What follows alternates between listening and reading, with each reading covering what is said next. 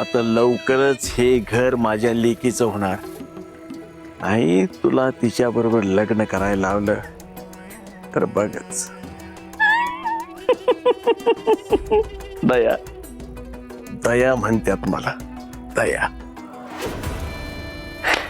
दया.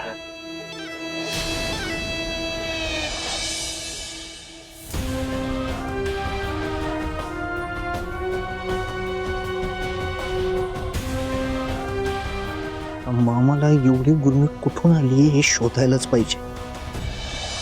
त्याचं नेमकं काय सिक्रेट आहे ते लवकरात लवकर आपल्याला कळायला पाहिजे. ते जर एकदा कळलं ना तर तो आईला ब्लॅकमेल का करतोय ते सुद्धा कळेल आणि तिची मामाच्या जाळ्यातून सुटका करता येईल.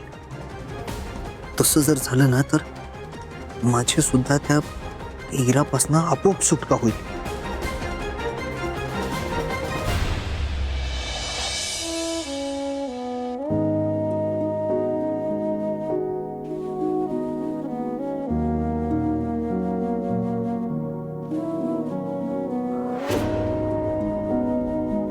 कधी कधी वाटतं देवानं ना खूप वेळ घेऊन बनवलंय तुला.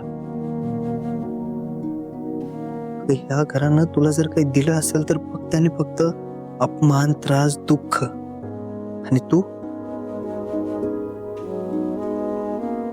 तू मात्र त्याच्या बदल्यात कायम माया, प्रेम आणि काळजी देत आलीस या घराला.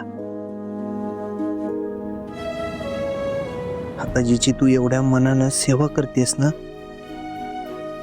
नाहीतर तुला या घरात सून म्हणून काय, माणूस म्हणून सुद्धा स्वीकार केला नाही.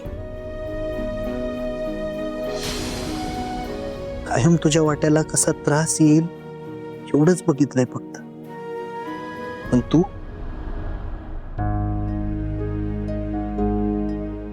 सावी, कधी कधी एकाचं चांगलं नशीब दुसऱ्यासाठी वाईट असतं. आपल्याकडे बघितलं की मला तेच झालंय असं वाटतं. का म्हणून माझ्या वाट्याला तू आणि तुझ्या वाट्याला मी यावं.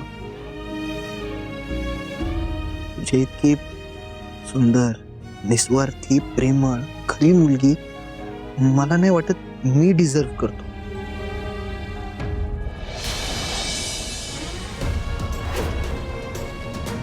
एकशे एक. अरे देवा,